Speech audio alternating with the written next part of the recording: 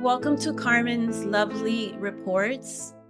And today I just want to start off with a word that God put in my heart before we continue with my friend here. In Revelations chapter 12, verse 11, they triumphed over him by the blood of the Lamb and by the word of their testimony. They did not love their lives so much as to shrink from death. And my friend's story has to do with the topic we must discuss. It's about unforgiveness, and God has shown me that by way of dreams that there's many women right now that are walking around with resentments and unforgiveness and deep wounds, and most of them are in the church.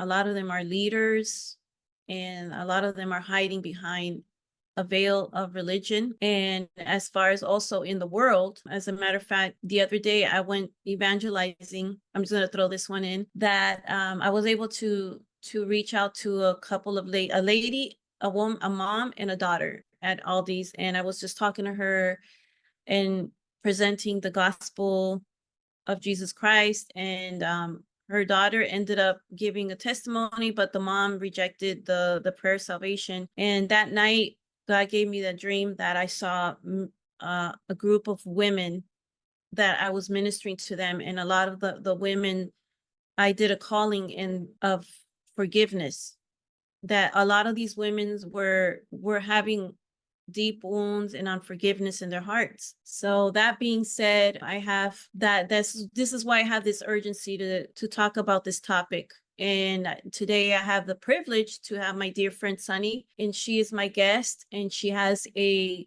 testimony that will reach women all around, in a story of resilience, a story of forgiveness, and how God took her out from darkness into the sun. And her name is a perfect symbol of that. Her name is Sunny, and you started out with a statement that was really, resounding to me and impacting. It says on your testimony, it says that Satan seeks to destroy family relationships with our earthly father so that we will not seek the Father. And that is a powerful revelation there.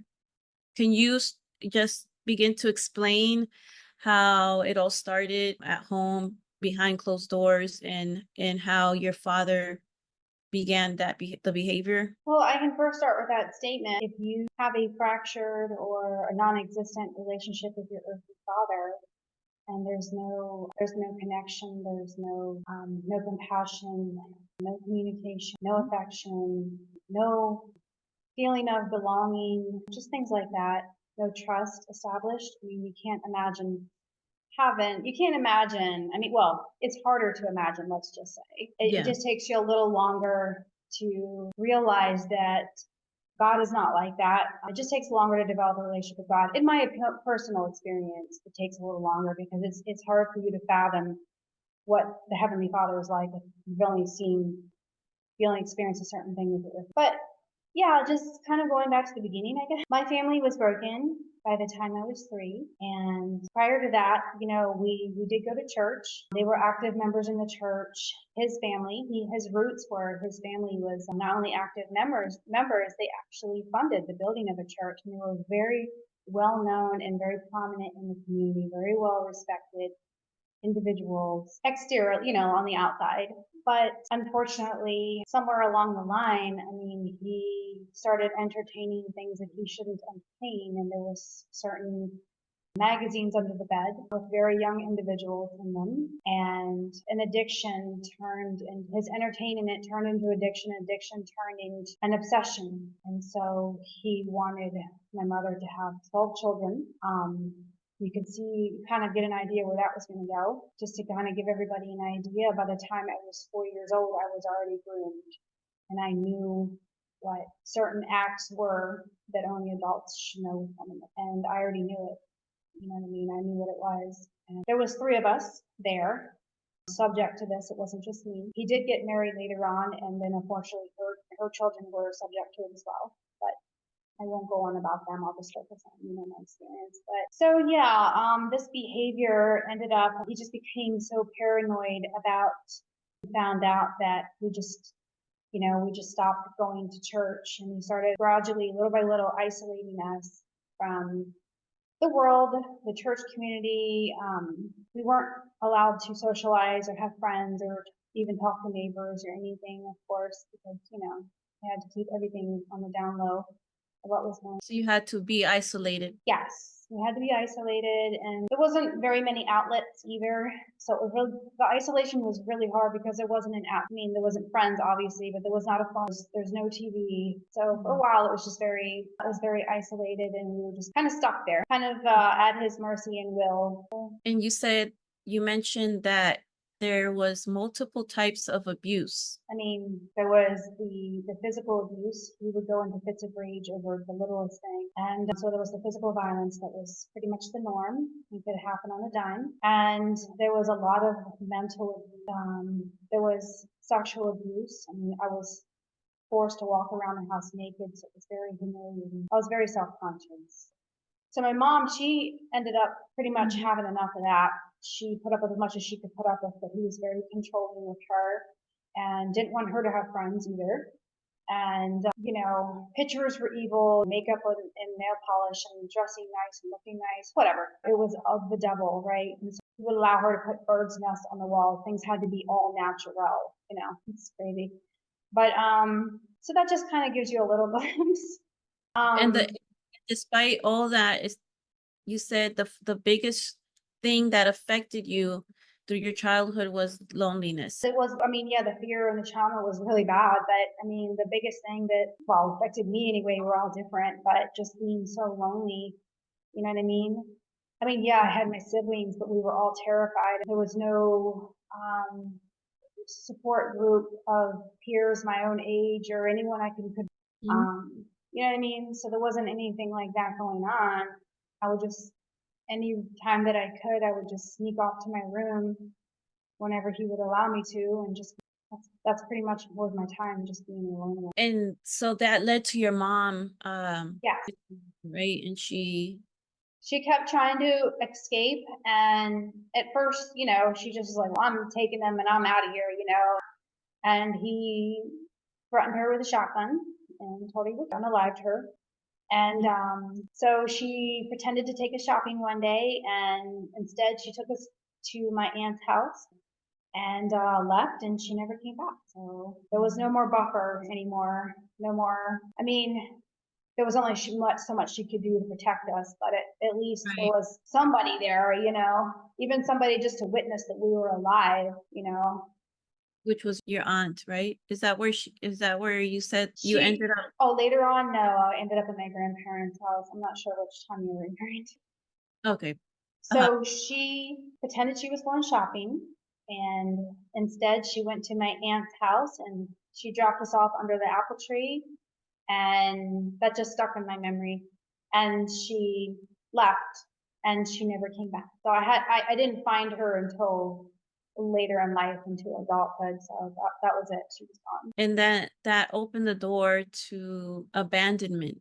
Yes. That's how the enemy works also when it comes to generational curses. He'll bring, things like trauma, like that's abandonment, and then later on you grow up feeling that rejection.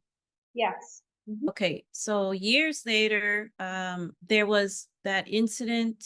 Going forward, there was that incident. Well, before you mentioned that you day to day was survival mode since you were abandoned, and then you guys went into that fear, living in fear, right? Yeah, that was pretty much the norm for us. One of the few emotions that we knew, I guess you could say. Yeah. Just living in fear, and just I dreaded nighttime, of course, because I never knew when he was going to come to my room. All the locks were removed from the doors, so there was no control over that. Coming to my room, and of course, because of all that trauma, I would wet the bed a lot, and I went to bed, of course, I was getting a beating because of that. So it got to a point where they would just put me on the bathroom floor to sleep. And Wow. so, yeah. And then after that, there was an incident where he was busted, I guess you could say, for taking one of us out to the barn. And so we were removed from the home and we went to live with our grandparents at that point for a few years. And Um, you felt safe, you said. You felt yes, we finally, yes, finally had a reprieve. The stress levels were lower and they did honor his wishes. I guess he had some level of control over them, but they did honor his wishes to Mhm. not allow us to have a social life outside of extended family, which rarely ever came around to begin with, but at least we were allowed to see them on occasion. But we were safe, and that was the main thing. And I was doing really well in school, and I was excited about learning. And I actually remembered going to church as a young child, and I started reading the Bible and finding comfort in that. And I was just absolutely, I was just really loving it, honestly. I mean, I didn't get to the level of having a relationship with God, but I was certainly seeking after and reading and finding comfort in that. Yeah, But that's what you said, the seed. That's how the seed was planted. the seed was planted as a young child. I mean, I have memories going back to being in a crib. And so I don't know how I could remember that far back, but I did anyway. And so I remember a lot about being preschool or whatever it is. I had a lot of memories of that and going to church and absolutely loving the Bible stories. And so that's what got me back into it, Yeah. into reading. And there wasn't distractions and fear. So I felt like I was starting to come out of my shell just a little bit there and blossom some, having that level of freedom. And then unfortunately, the sense of that security you wrote it ended. Yes. My dad insisted on moving in with them. He was not legally allowed to have us, but for whatever reason, maybe he manipulated them or scared them to death like he did my mom. I don't know. But he pushed himself into the situation, inserted himself, and he moved in. And so then the daily returned. It was really difficult. There was, as long as my grandparents were there, because they had multiple homes in Mhm. different states, and so you know what I mean. They wouldn't always be there, but whenever they were there, I felt safer anyway. They were a little bit of a buffer there, but yeah, the stress levels were I stopped reading the Bible as much. My schoolwork started failing. I was doing I was starting to do really bad in school, and I loved learning. So, but that'll happen. But as the years went on, he became more and more bold with resuming the abuse. You know, and he became even very physically violent right in front of them, right in front of them. So it just got to that point. I guess he just, that's who he was. And how old were you by then? But Well, when we went to go live with them, I was around 7 years old. So I was there until I was just turning 11. I literally just turned 11 before the next phase happened. yeah, when you said that your dad unlawfully took you, it was around 11, right? Yeah, and I'll just interject something in between all that. There was times when we were living there at my grandparents' house that he would, whatever they had going on in their lives, if they were having relatives over and things like that, they wanted the house empty, so he would take us over to Old Farm where we grew up, and he had it rented out at that point, and so we were living in the barn. Wow. Yeah, we had to live in the barn. Yeah. So then, anyway, I won't get into all that, but it was just stuff like that that was just so wild. But so just when I thought it couldn't get any crazier, I had literally it was only a few months after I turned 11 years old, and he took us. He unlawfully took us. You want to call it kidnapping or trafficking? Nowadays they would call it trafficking. But Yeah. anyway, he took us because he wasn't legally allowed to have us, and threw us all in the van. And he's like, "Well, I mean, there's no way else to say it." He's like, I'm going to get you a husband." And I started crying, which is something that I tried to never ever do in front of him because that would warrant getting a beating if you cry. So, but I started crying. I couldn't help it. And I was just like, but I'm only 11 years old. So Initially he left the country because he was trying to let things cool down, in case people were looking for us, just because we weren't attending school anymore. And he went to Canada. So we were in Canada for a little bit. And then from there, he came back to the States, and we were literally driving from state to state to state. I mean, I've been to 48 states, so that kind of tells you right there. Wow. Yeah, so he would go from state to state to state, and then he kind of ended up in Florida because, well, two states, but also start with Florida. I'll just try to be brief as possible, just not going crazy with everything because it's too much information. But the very first thing that he wanted to do was start stalking well, first he stalked my mom, and then he stalked my stepmom, and he was trying to abduct my stepmom's kids. He was like, well, I'm going to get your brother, and he's going to be your husband. Yep. He put a tracking device on his car. He was following him all around. He would go to colleges as well, and we would just sit out in the parking lot for hours and hours, and he would watch the girls, and he would send us kids out there and try to lure them to the we would always, my brother and I would always foil it. I mean, I'm not trying to laugh, but sometimes that's just how I deal with things, is I laugh. I'm kind of like the Chandler in the show Friends, where you laugh because that's all you can do. It's just so insane. But yeah, so anyway, so yeah, he would try to do that. He was, like I said, but he would try to, he would stalk our step siblings, which were her kids. They were not blood related. But anyway, he would send us to their house to knock on the window and shine a flashlight in the window and try to get their attention, to get them to come outside and try to get them to, which we were not having any of that. You know what I mean? We would go and actually hang out with them for a while and then tell them, hey, he's around, and give them a warning. So they needed to call their whatever they needed to do. But that was an opportunity for us kids to actually see this type of our siblings. I call them my sibling. I hate calling them my step sibling, but just for technical reasons. But we would see them. But anyway, yeah. So he would just stalk cousins. They didn't even know. Some don't even know to this day that they were being stalked. And one of them, he unfortunately was successful temporarily, and he was in the van and we were driving off. And I can't remember how or what, but something happened and he turned around and took him back. But this was just normal. This is normal. So every day I didn't know what was going to happen. And I guess I should let everybody know that when he ran off with us, we ended up living in that van for 2 years. Living like a fugitive is what you stated there. We were living in the van. We were taking baths in buckets. We were eating canned food. We had to go a lot of times, not all the time, but a lot of times, especially in the beginning, because I guess he was kind of afraid that we might run off or something. We had to go, and it became normal. We had to go to the bathroom in bread bags, depending on what it was, or cups. We'd have to go to the bathroom in the van, and I'd have to bathe right in front of him. Wow. And then he'd make me be in my panties when I was in the back. Like when my brother would sleep in the seats, but in the back there was a bed, and I unfortunately had to be back there stuck with my dad. So I'd wake up and he'd be on top of me.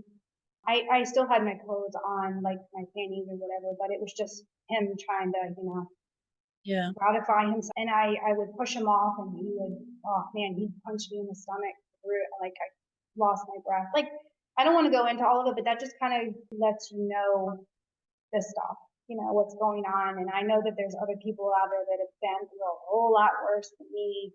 I've met plenty of women that have been through much worse than that. So, but I'm just telling you, I can relate on some level. And you're here. And I'm here. You're here. Yeah. You were a victim, but you were a survivor that came out of this, because now there's other women, like you said, that are unalive. Yeah. Like kidnapping. Or that were violated even more. Violated more.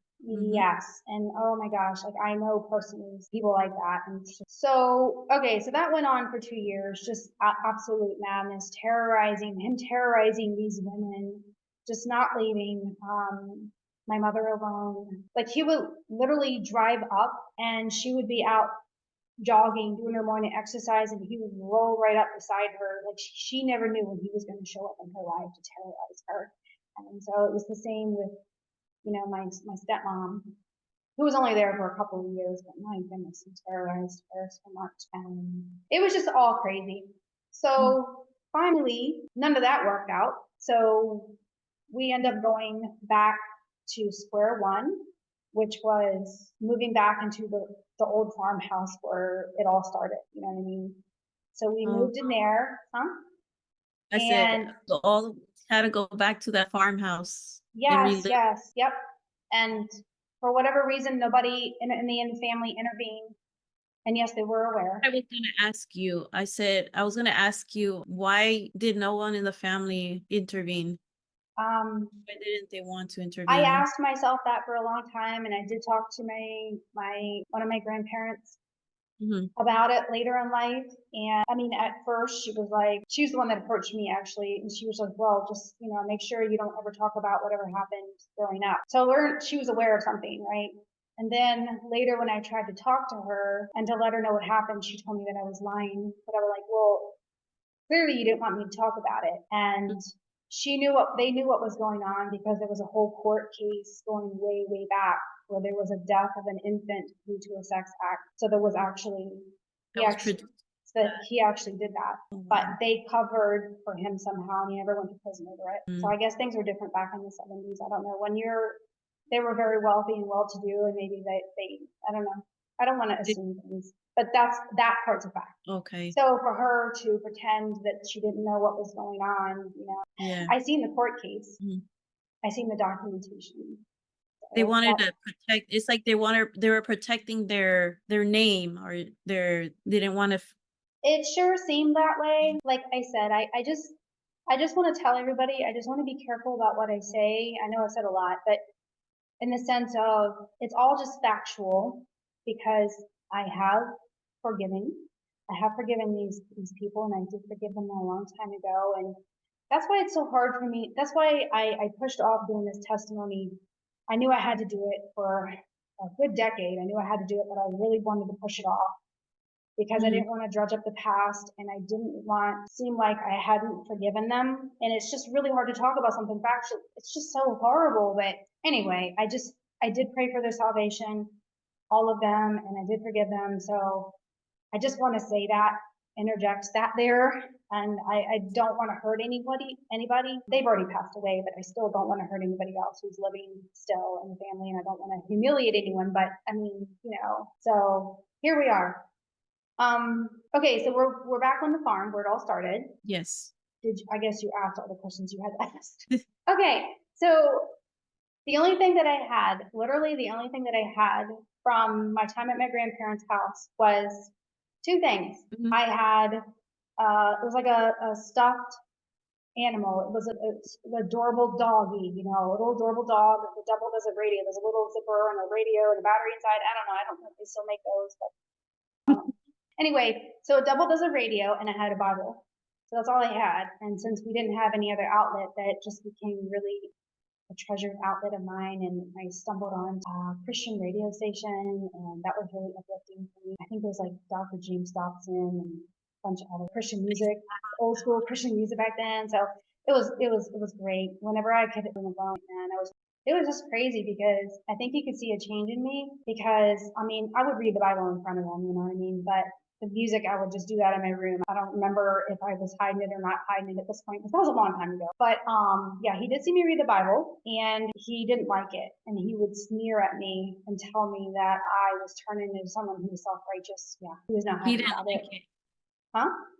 He didn't like that you were Reading the reading the Bible. Bible. Yeah, he didn't want me in that. Didn't want That me in it. Obviously, we know it's the spirit in him that didn't want that. Yes, that's what it But was. The evil spirit that didn't want you to, because the devil knows once the word gets in you, that's a seed that yeah. grows into a tree, and then you become fruitful. He didn't want that. Exactly. And also it was a source of comfort. And all Yeah. sources of comfort seem to just be eliminated. So, Wow. and I think that's a common tactic with people who are groomed. If you get them early enough and you groom them early enough to be fully reliant on you for everything and just make them so lonely and vulnerable that, well, you make a lot of mistakes later in life because you're so vulnerable. You know what I mean? You're so naive and you look for love in the wrong places, all that kind of stuff. I mean, that goes hand in hand with that. Yeah. Wow. So that's kind of what happened. Sort of along those lines, sort of. So I was getting into that, and as my love for God was growing, then that happened. He wasn't happy about it, and he was just right away. At that point, it was around that time frame. I was like 13 years old, and he put an ad in the newspaper or whatever. He put an ad up for troubled teen boys, like to take them in, under the guise of wholesome country living on a farm. You know what I mean? It wasn't like a real farm at that time, by the way. Not that that's relevant, but that's how he put it. And there was like two responses at like two different occasions for troubled teen boys. So he took them in, and yes, we had spare bedrooms in this big old farmhouse, but he put them in my bed. Yeah, he set it up. I got threatened over it, so choice no matter. But anyway, I'm just going to leave it at, suffice to say, at 13 years old, I was lost. And then when he took that one back home, then he brought the other one in because I hadn't gotten pregnant. So he brought the other one in. He wanted me to get pregnant. So I hope everybody's drawing the picture here, how he wanted to have a lot of kids. And since his ex-wives didn't produce the kids, then I was going to produce the kids for him. Like he had an obsession with that to want to Yes, have. because they would call him a minor attracted person. Yeah. So yes. Well, Yep. and that's how the whole human trafficking works. They'll use people as breeders. So I Yeah. felt like I was a breeder. And you mentioned that the last boy or the teenage boy that left after that, Yeah, I freaked out. I snapped. I had enough. And I just snapped. And I mean, like, it was just happening in an instant. Obviously, I didn't sit around thinking about it and get madder and madder or more stressed or whatever. Just, it happened in a second. I took a mirror and I smashed it, and I just, I took it to my wrist, and I was going to go all the way around, and I didn't. But anyway, yeah, I took it to my wrist really quick, and it was just everywhere. And my dad, I was standing over the railing because it's a couple stories high, old, northern style home. And he looking down at him, and I guess I was looking for comfort or whatever, or help. And no, he did not take me to the hospital to get stitches or anything like that. He would never do that. But he was so angry at me. He sneered at me, and he was so angry that I dared to I would do something like that. You know what I mean? And then he literally walked out and left me in that condition, bleeding everywhere, and took the kid home. Yeah. I mean, this happened. Okay, I'll just jump back real quick. The first time around when I was just to give you an idea of this, he did everything he could to never take us to get any kind of medical attention or any regular checkups and things like that. That was normal, right? When I was 4 years old, I was helping him, he'd put us to work, whatever. And he wanted me to take a lid off of a paint can. And I was 4 years old with little hands. And I was taking the screwdriver trying to get the lid off the gallon of paint, you know what I mean? Anyway, I can't talk right now. But I couldn't do it. And so he took the paint spur and just whopped me over the head. And to this day, I have this big old scar where there's no hair on my head. But yeah, it just opened me right up, and I had to use my baby sister, the adopted sister I told you about before. Anyway, I took her diaper and put it on my head, and we finally got back home, and he wouldn't take me to the hospital to get stitches, he just didn't want to go, and he put me on the toilet seat, and he heated up the hot glue gun. He was going to glue my head shut. That's what his intention anyway. And my stepmom at that point was freaking out because she was an RN. And she's like, no, she has to get stitches. She's going to get infected and stuff like that. And I just, but this is to the level that he would go to just not get caught. You know what I mean? Because he's scared to talk. So anyway, fast forward, I'm bleeding everywhere. And so I came to my senses, and I was just praying so hard and just praying to God. I was like, just please forgive me for wanting to just end it all, and please save my life. And right then and there, boom, in an instant, I just felt this sudden great peace and comfort came into me, You had an encounter. So yeah, that got me through. That got me through, and it closed up by morning somehow. It was pretty deep. I don't even know how it did it, but anyway, other than God, I don't know how. So yeah, he didn't check on me, nothing like that. But I won't go into all that because there's almost 20 years of information I could just keep going on about. So I'm going to try to stick to the point. So that got me through. That great sense of peace and comfort got me. And so the next step after that was literal darkness. I mean, had the power shut off to the house to appear that nobody was living there. And he put drywall up over the windows and the sliding doors. He drywalled them up, plastered them in, whatever, And the house was like so dark. So we were walking around with flashlights and candles and things like that. But most of the time we would just walk around and we just knew the house in the dark. We just would walk around in the dark. You were a hostage then. Yeah. And at that point, my younger brother and I were not allowed out of the house, like for years on end. We weren't allowed to go outside. And you have a brother that's autistic. And Yeah. how did you deal with that? Him being autistic, and it says that you wrote a part where your younger brother who's autistic and you were no longer allowed to go outside for years. But then he had attempted to, was he the one that attempted to run away and try to find? My older brother, he attempted to run away. I mean, he ran away to my grandparents' house, but they drove him right back over just like that. They returned him, like, yeah, they covered for him and like for my dad and whatever. I don't know, but they returned him. Maybe he threatened them. I don't know. So they returned him immediately. So that just increased and solidified the hopelessness of the situation. And then later on, something was going on that my older brother and I did not witness, but it just happened really fast, whatever. And I didn't know till years later what was going on. But anyway, he handed my dad the wrong tool. And so my dad cut him up with a trowel, and then he took a broom and he kept trying to impale him to the point where the broomstick broke off and beat him up really badly. And anyway, I don't know how he did it, but by the grace of God or something, but he successfully escaped. And he ran 5 miles hiding in ditches along the road. And he was on his way to the grandparents' house because he didn't know where else to go, right? And so thank God they weren't home because they would just send him right back there. And so the neighbors recognized him.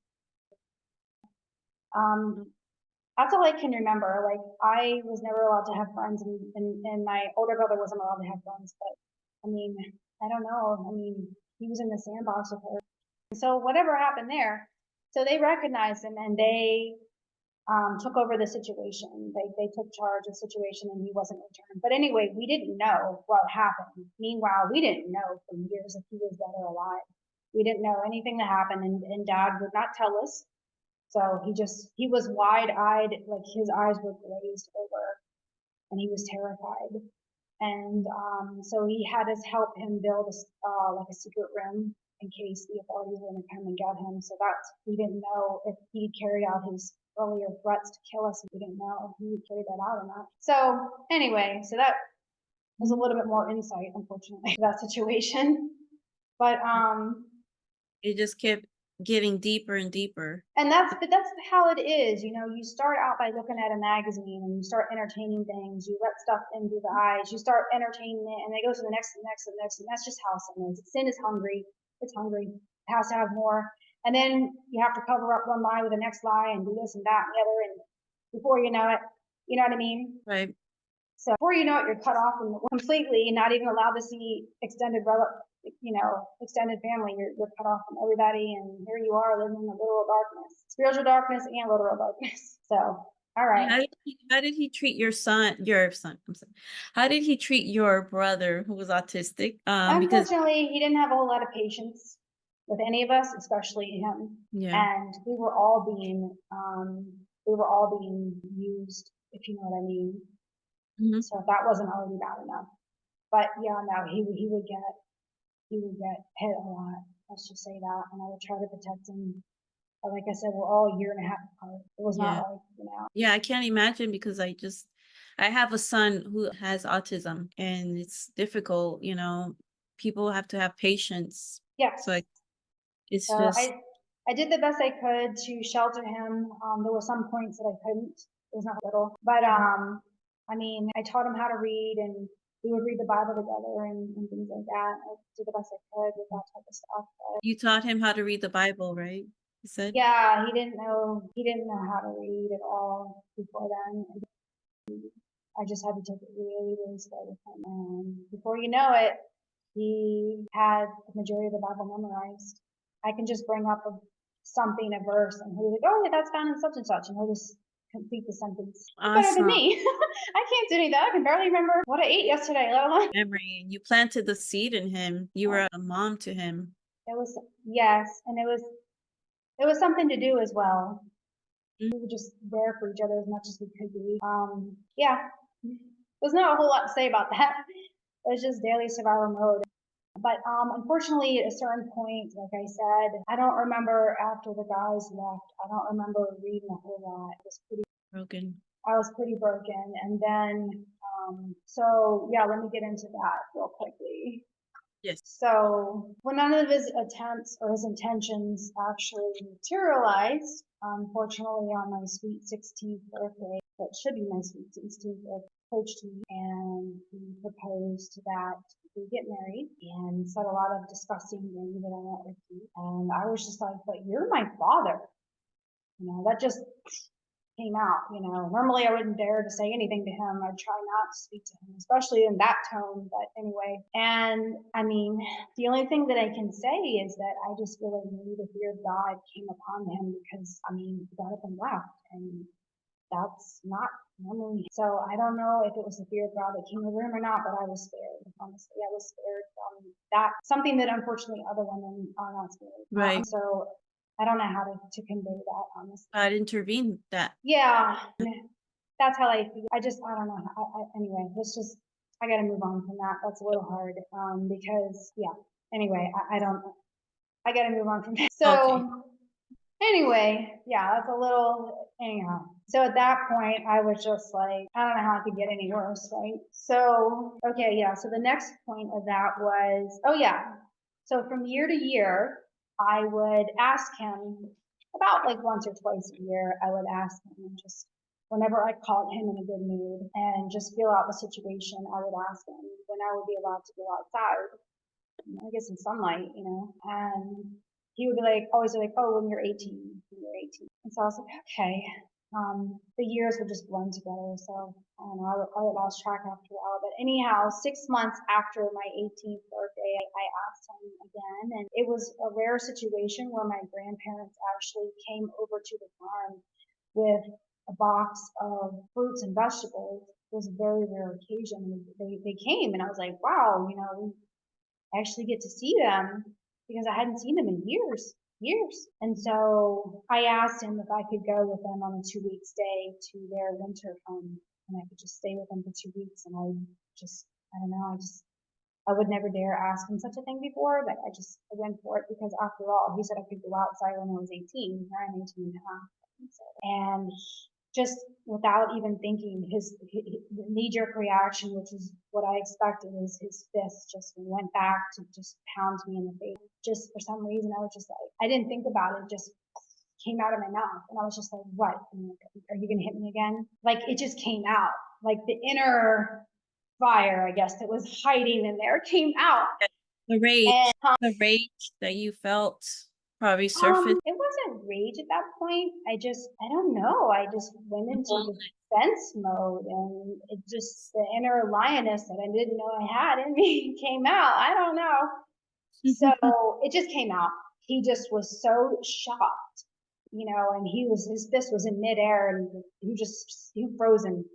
He was frozen Wow. right there in midair and and then he just blurted out. He was so mad. He just blurted out. I was like, well, you're never going to amount to anything. You're going to be a whore like your mother, and you're going to go back. You're going to come back to me. Yeah. And he allowed me to go. Like I said, it had to have been because how else that would have turned out. I don't know how else he would have allowed me. Anyway, so I was set free. And of course, I had no intention. So we went with them, and their winter home was 1,000 miles away. Not that distance would really matter much to him, but anyway, mentally it did something for me. So anyhow, as soon as I got there, I was just like, okay, I have an elementary school education, 18 and a half, and a 5th grade education. And so I was just like, okay, I was like scared, obviously, because I was entering into a world that I didn't know. And I felt like a blank slate and I was not socialized, just pretty much not. It's very awkward. And I would sweat profusely just being around other people. Anyway, I knew I had to get out of the situation. So I went and I bought a GED book. And I was like, I'm going to go through this book and learn it front to back. And then I'm going to sign up for the class and, get my, high school equivalency or whatever. And so that's what I did. It took me 2 months to go through that book. And because I didn't know anything about it, a lot of the stuff I should say I didn't know. And so I did the best I could there. And then I got my GED and I graduated with honors. And they were so impressed with me for whatever reason that they actually recommended me to the community college to get a full scholarship to become an RN. And they offered me a 4-year scholarship, but I was so messed up mentally. I took the prerequisites. I completed all the prerequisites. I took the National League for Nursing exam. I had to take it twice before I could pass. I had a high enough percentile, but I did pass. And like I said, I had that right on the table, a gift waiting for me, but I was so scared because I was at my grandparents' house. And I was so scared because I knew he was coming to get me. He was going to come get me. And you know what I mean? And Yeah. so, and plus I was I was mentally unstable and just everything else, as you can imagine, traumatized. And so, I don't know, something in me was like, I just can't do this. And I regretted it a lot for years, but then it ended up being a blessing that my life turned out different. So it all worked out. But anyhow, so I'm just going to try to hurry along here so it won't be a 50-hour video. So I opted just to go ahead and just jump right in to get a job. And yeah, so I got a job right away. And then I found a cheap, it was like a $250 a month trailer, an old trailer that was roach infested, but the best thing ever because it was mine. It was yours. I didn't own it, but I was out of my own, right? And so, yeah, I didn't tell my grandparents where I was living. I guess I kind of skipped over that part earlier in the You testimony, but disconnected. You I disconnect. didn't, no, I didn't. I was going to church with him at first, but yeah, then I ended up disconnecting with him. Yeah, because I didn't want him to find me. And they didn't know where I was living. They didn't know where I was living. He was creative in how he could find out where you're living, but they weren't like that. I did kind of skip over the whole point earlier. When we were living on the road, he actually changed my name while we were living on the road in case we were pulled over. He thought maybe it would help if it would throw them off, if the 3 kids were different names or whatever, you know what I mean? So he started calling me something. And so that's how I got changed. Later it became legalized by my grandparents. They honored whatever he called me, and that became my legal name. But anyway, it turned out to be but anyway, it's just all crazy. So anyhow, so yeah, so I got on my own. And I was separated, except for going to church with them for a while. I did go to church with them for a while because I was so lonely and looking for direction in my life. I was looking to be better grounded, and I just felt like I was, maybe that's not, no, I don't think that's the right thing, sorry. I just felt like I was wandering and didn't know where my place was and all of that. I remember the comfort that I felt as a child and then as a teen, and I was like, well, maybe that same comfort I'll get from the church. But I didn't find any comfort there, and of course nobody could relate to me because I was just different. I was too different. I was different. And I didn't fit in anywhere, and everybody had their own lives and social lives, and there was a lot of people that just went there for social gathering. It wasn't the church there that I could detect anyway. But they had me baptized. They wanted me to be baptized, got to be holy, so they had me baptized. But that was pretty much the extent of it. I didn't know anything about relationship with God. They never talked about relationship with God. There was no such thing as being born again because born again people were crazy to them. Yeah. So, Really? yeah. And You got to watch out for them people. there was Yes, you nothing do. about deliverance or anything either. I actually tried to go to counseling, and they treated me so bad in counseling that I felt even worse for the whole situation. So that was it for me. Like I would have been driven to end it. That's how bad they were at the counseling. So I was like, okay, they don't understand either. So there's nobody I can talk to. I was just alone, you know what I mean? So I was like, all right, so I'll just, I'll work hard and take care of myself. I can't pick up the phone to call anybody for help. That's okay. I'll just work, I'll figure it out. And I actually ended up starting to do really well on my own as far as professionally goes and stuff like that. I was doing pretty good, taking care of myself. You occupied yourself. with other? Yeah, I mean, I was working full time, and then and then after work, I was doing things on the side. Like I would take groceries to elderly people. I would buy their groceries and take them to their house. I would clean their house for extra money. You know, not the groceries part paying me, but just charging a little bit to clean the house and stuff like that and help them. I was just doing whatever I can. I mean, I was babysitting, I was doing all kinds of different things. Just to keep myself busy and just to make sure I had what I needed because I knew I could never call them for help. Well, there was one time I did try to call them for help, and I needed to go to the dentist because, like I said, we didn't have any of that growing up, so I had cavities from growing up. And my grandmother, she did take me to the dentist. I'm having a brain fart over here. So anyhow, they do all that. They're like, yeah, this and this and this. She has cavities, and she called the dentist a liar and turned around and left, right? And I was like, wow, that's crazy. And so there came a point later on in life where I did call them and just to see if I asked them again if they would help, just to see what they would help me. And they were like, what do you want? That's how they treated me at that point. Like, what do you want? So anyway, I don't want to go into a whole lot of that. Like I said, that's all been forgiven. But just to show I didn't really have support. So at that point I knew, Yeah. okay, we can't At call that anybody point, for anything. you experience now, you try to get help from the church, and then now the church failed you. They couldn't help you. So now you harbored something new, which is called church hurt. Yes. Yeah. And then now you went from being free.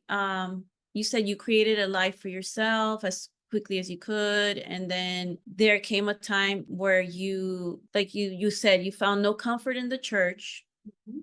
So sadly, that the spiritual life that you had sparked in earlier years was not rekindled. Yeah, And exactly.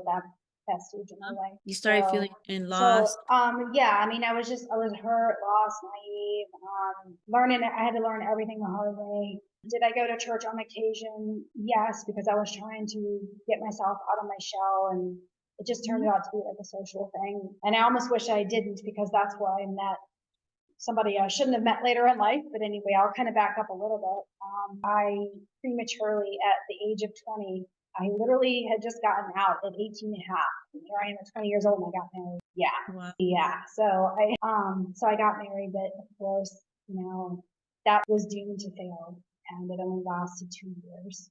And so, he ended up getting involved with somebody else. Before we were even divorced, I started making myself available and I started dating. He was still legally married, and yeah, he was living out of the state at that point and kicked out, but it didn't matter. And I kind of sat on it for a while, and not like I wanted to get back with him, but I was just focused on my own life, and I didn't rush with the divorce, and I was dating other people, and so I became just as adulterous, as to be honest with you. I mean, it makes something, it opens the door for something to, it's not good. You need to close one door before you enter the other door, and so I had a hard way. Are you still there? Okay, so we're back. So yeah, the marriage ended after 2 years, unfortunately, and I'm not proud of it. That just I felt like that was the start of cyclic behavior, unhealthy behavior.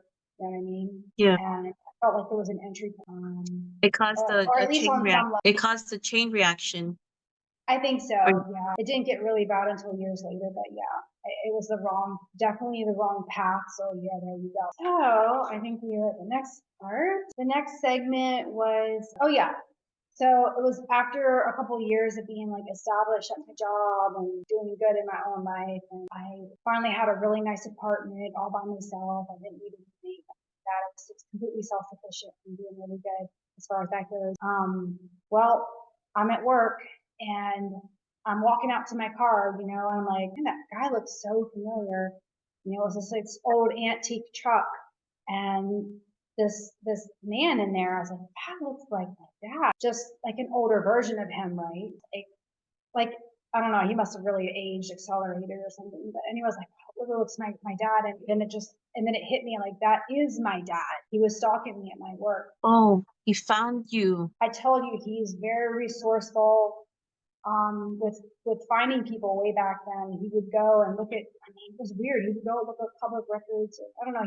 Anyway, yeah, so I kind of knew it was going to happen one day, but it just was like, I was hoping it wouldn't. Anyway, so yeah, he's out there sitting in that truck, and I'm like, oh, great. And he's clearly staying at my grandparents' house, and so I was like, all right. So I quickly get on the phone with the authorities up north, and I was like, is he supposed to be down here? And they're like, well, no, actually, he's not even allowed to leave the state because he has multiple warrants for his arrest. He heard voices, and the voice told him to go run into their car, cop car or something. It's just crazy. And so he had several warrants out for his arrest, and apparently the SWAT team had previously found him in that secret room in the farmhouse. I don't know what came of that. Anyway, if he got away or whatever, I don't know. I don't know. But anyway, so anyhow, they're like, they sent somebody right away. The SWAT team went to my grandparents' winter home, and he was hiding in the back room. They got him, and anyway, long story short, he was given over 40 years in prison. 40. Over 40 years. The stuff that he was trying to do to me, he was also in the same state, going after one of my step siblings. He was going after her as well at the same time as he was talking to me. And like he just wouldn't stop. You know what I mean? And so we got to a point, I was like, when I got on my own, I was just leaving well enough alone. I was just like, I'm going to live and let live or whatever. Like, I just didn't want to deal with it. And plus, Right. what did I know? You know what I mean? What did I know? I didn't know about different resources and this, that, and the other. And like, I didn't know about anything in life. And so Yeah. You I didn't knew know how enough to to reach call the out. authorities, but that's it. Huh? You didn't know how to reach out for help. Yeah, I didn't know how to reach out to help. I didn't know who I could talk to about whatever. I didn't know how to deal with the situation, especially since I knew the whole family. They were really well known. They were very protective of him, and who am I against that? You know what I mean? Mm-hmm. They had unlimited resources, not me. So anyway, that was a couple-year process from him going from jail to prison. But anyway, it was all crazy because by the time he actually went to prison, right, it was like 3 months later that my mother, she took her own life, and she was just off living her own life and remarried and living a good life and everything like that. But she suffered from depression, really, really bad depression. And, I guess I got that from her. I don't know. I am my mother's daughter, right? So stuff passes along. Anyway, so it was crazy because I had a really nice conversation with her, and then 2 days later she was gone. And we had booked a vacation, like literally had it booked and everything. Yeah, we were going to go to Discovery Cove, but she just couldn't take it anymore, and she left work early, and her husband found her. Yeah, so that happened. It was just 3 months from when he went to prison, so it was just like everything was so. I grieved so much, I was crying so much. It didn't make any sense logically, but anyhow, I don't know. I was grieving. And then with her, it was different. I mean, yeah, I grieved, obviously. But I went down a lot of memory when she died. I lost a lot of memory. And then my life just went, it was like a snowball effect. And I was doing things that were not characteristic. Like I completely uprooted myself from my stable job and that I had for quite a bit of time at that point. And I was doing so good there. I was promoted into management and everything. I was doing really good, making really good money. And so I uprooted myself from my stable job. And I didn't even have a job lined up where I was going. I just uprooted and moved to a different city altogether. And I made the mistake moving in with my boyfriend that I had met at the church one of the churches that my grandparents had taken me to. And so I moved in with him, and I guess that's the level of Christianity there. But anyhow, that ended up being really, really bad. And like I said, I was in a daze. My head was foggy. I was working random jobs. Like I was not stable at all. And so he ended up being he was like a partier.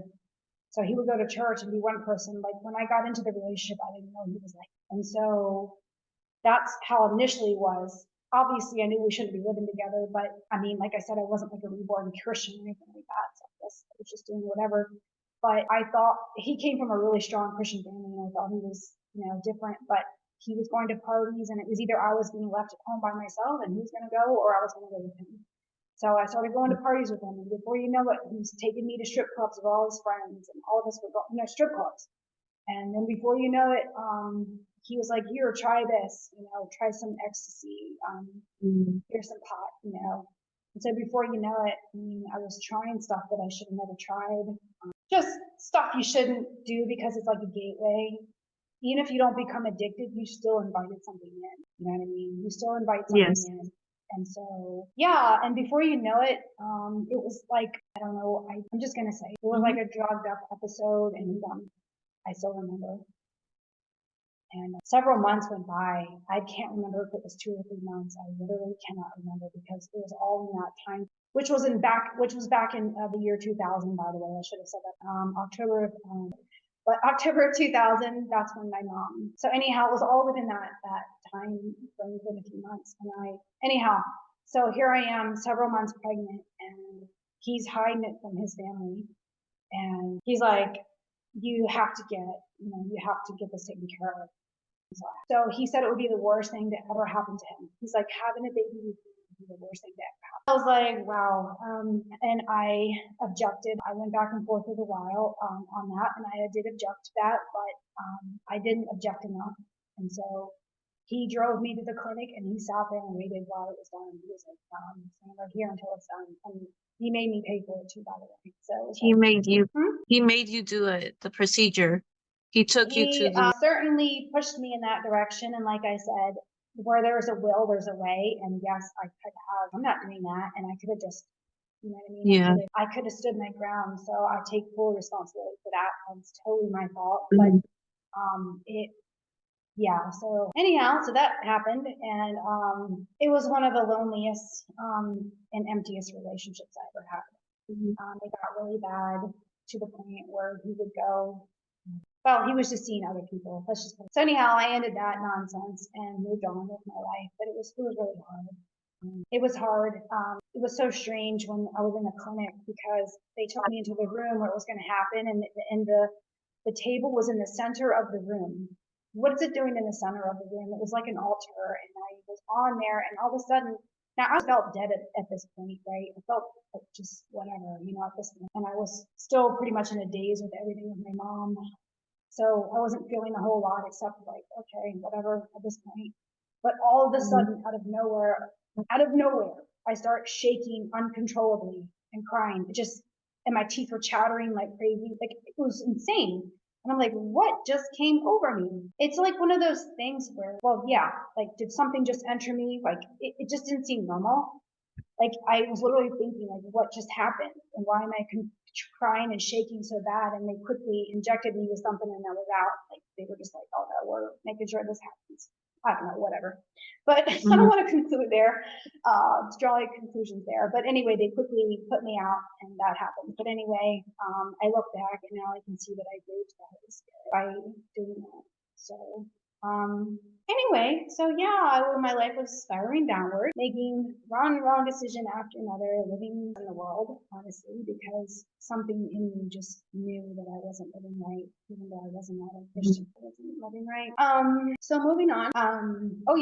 Yeah. So the next phase, if that wasn't bad enough, the next phase, I end up going out on a few dates. I end up getting involved with this man, and wow, talk about sinking and talk about being a moral failure, So anyhow, that ended thankfully because his wife was calling me, and she was like, I want a chance to repair my marriage with my husband. It's been on the rocks for a while, but anyway, I wanted a chance to repair my marriage with my husband. I felt horrible. She reached out to you?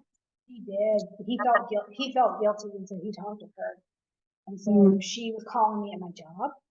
She was calling me at home. And I just was like, yeah, I'm done. I'm good. Like, I felt horrible about the situation. Right? And the very same day that he felt guilty and told her, he also showed up at my doorstep. And so I guess he was wavering between whatever he was doing. I don't know. And he was so angry at me because I wouldn't let him in. I was like, no, go back to I'm not doing this. So I wouldn't let him in. He got so mad. But anyway, but the reason I'm telling this is because that day. It was a turning point, whatever, a major turning point. I'm in my bedroom and the window's open because it was cooler out. It was open just a little bit, but something came in and I'm like, is this really happening? And it was something very tentacle-like, very long tentacles, like you would see a jellyfish have, long tentacles like that, but without the jellyfish body. I don't know. It was something that was hovering about 3 feet off of the ground. It was 6 feet, about 6 feet in length, something like that. It was pretty long. And it was hovering midair and it was just gliding like it was going through water. And it just went whoop, right past me. And I literally was like 2 or 3 feet away from me, like right past me. I was like, what is this? Like I did not know at this point in my life. I didn't really know much about the demonic or anything like that. Demonic entities. Yeah, I didn't know. I just was like, wow, this is crazy. I'm like, this is some, I don't know what you call it, Wi-Fi stuff. So the atmosphere changed. The atmosphere changed and all my emotions were heightened and I freaked out. And it was just very strange. And like whatever emotional stuff I was going through before, like I felt like I was losing my mind. Something changed that night and I started having sleep paralysis after that. So I clearly let something in, but I had to look back on my life to recognize that that's where that came in. You know what I mean? You keep living a certain way, then, you know, you're going to go through some stuff. So that happened. From that point on, it just seemed like, I hit a new level and I was just going in circles. I mean, you know, you think you're choosing a different person that's completely different than the last person you chose. You know what I mean? And that you are, okay, it's going to be fine this time. This person is completely different than the last one, right? But it kept being cyclic, with bad relationships and stuff like that. And, some friends of mine, they, introduced me to one of their best friends.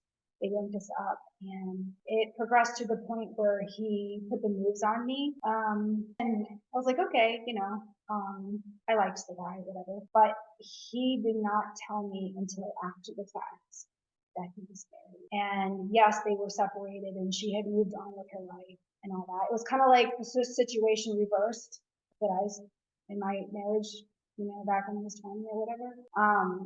Except he was the one who was still married. So there was still that covenant relationship that he hadn't ended yet.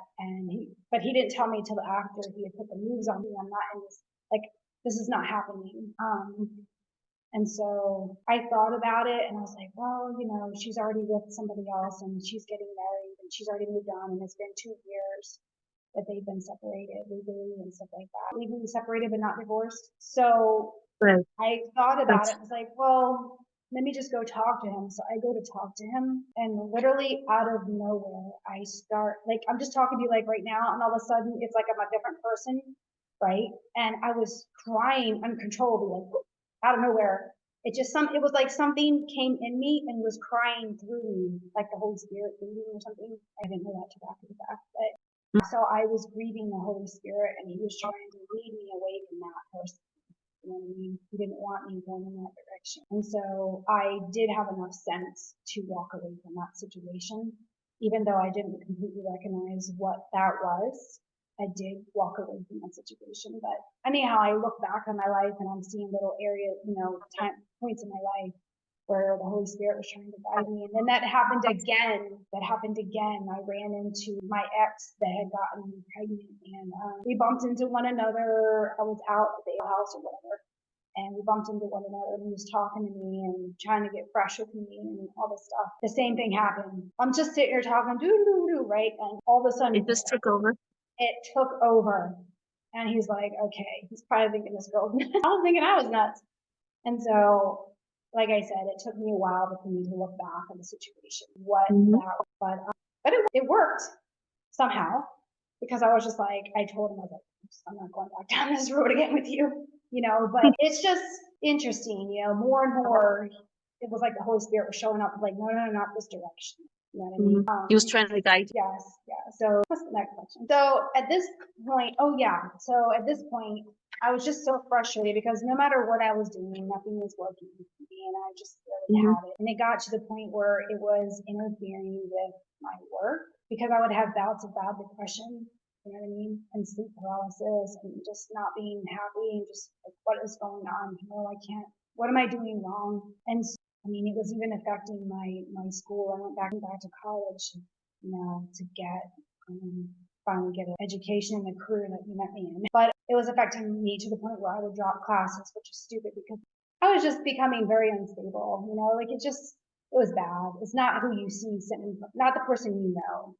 You know what I mean? I was Yeah. so anyhow, I reached a really, really low point and I was done. And I literally took all my beautiful clothes, not everything, but most everything, with the exception of a couple things. But I took the belongings and the majority of my clothes and I threw everything away. I took these garbage bags and I set them beside the dumpster because I figured somebody else could use the clothes.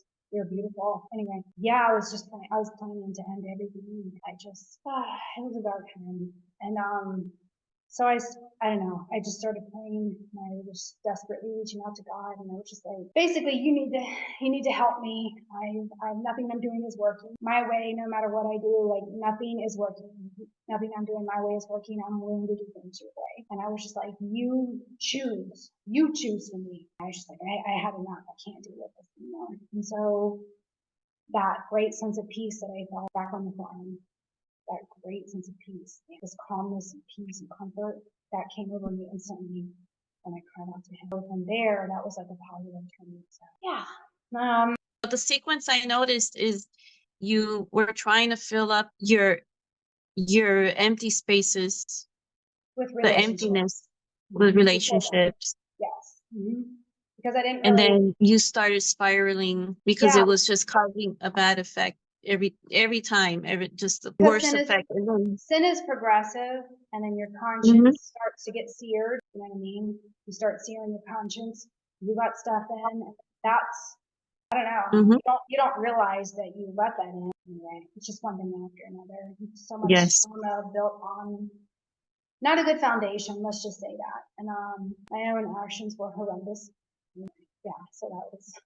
And you mentioned conscience. We have what's called I was just having this conversation with my husband today about how we have a subconscious and a conscience. In the subconscious, our mind is like a computer. It records everything.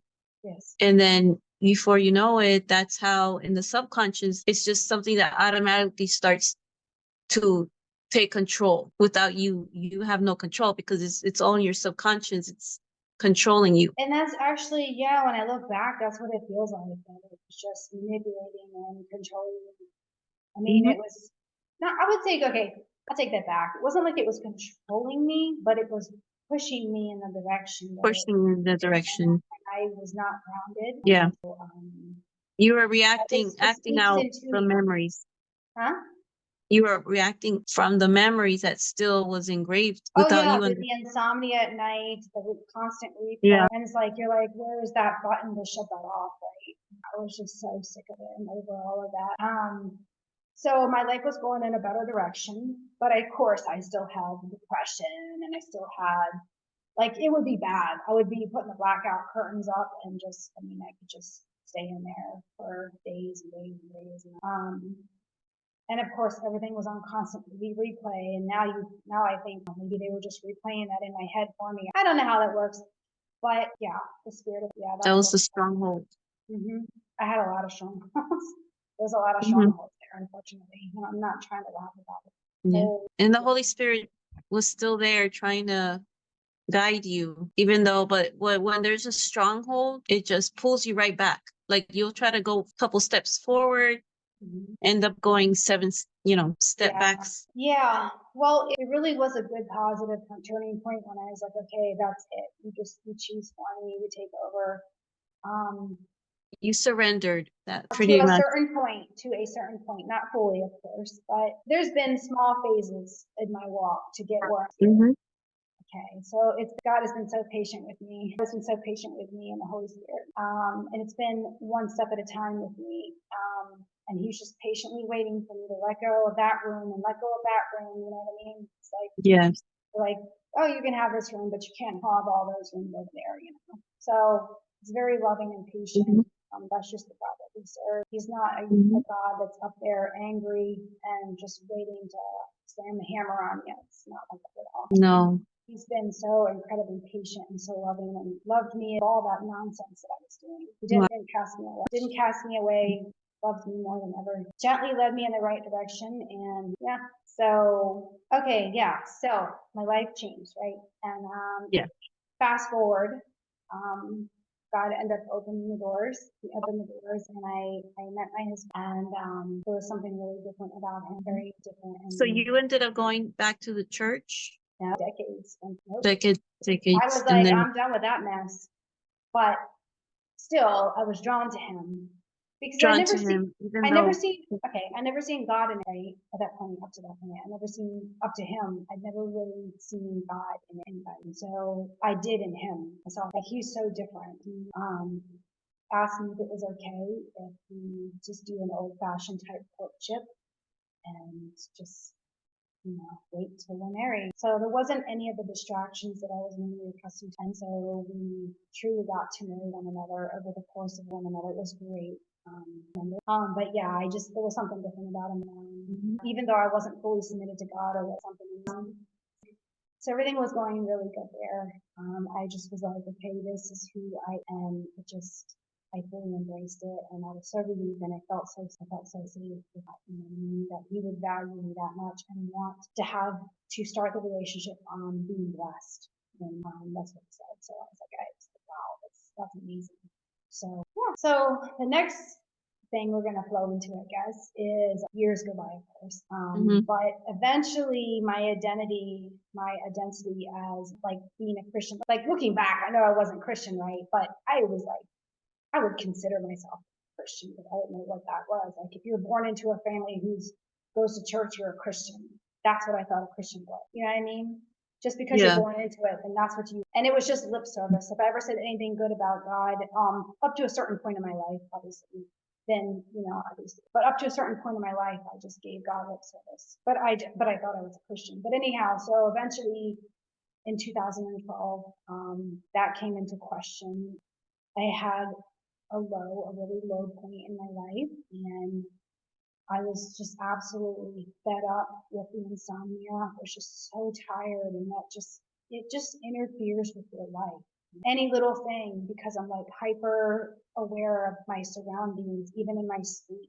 I'm napped, like I'm being obviously whatever, but like anything would wake me up. And I just, anyhow, reached a low point in my life, and I just cried out desperately. I wasn't yelling at God, but I was almost yelling at him. It was like that. I was just like, oh, I was like, what is going on? I was like, I am sick and tired of the depression that I'm going through. I'm sick and tired of crying. I'm sick and tired of reliving it. My brain won't shut off.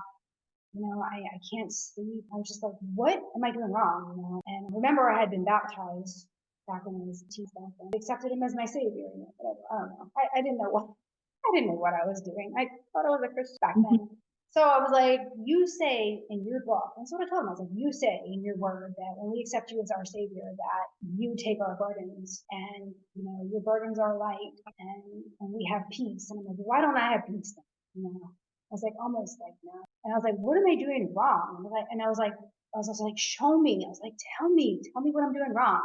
But it was just a whole lot more. I was like almost yelling at him, and I was pretty desperate. And so it's okay to be like that with him, because he understands. He understands, and he doesn't hold his own. It wasn't even a week later, a guy showed up at our job.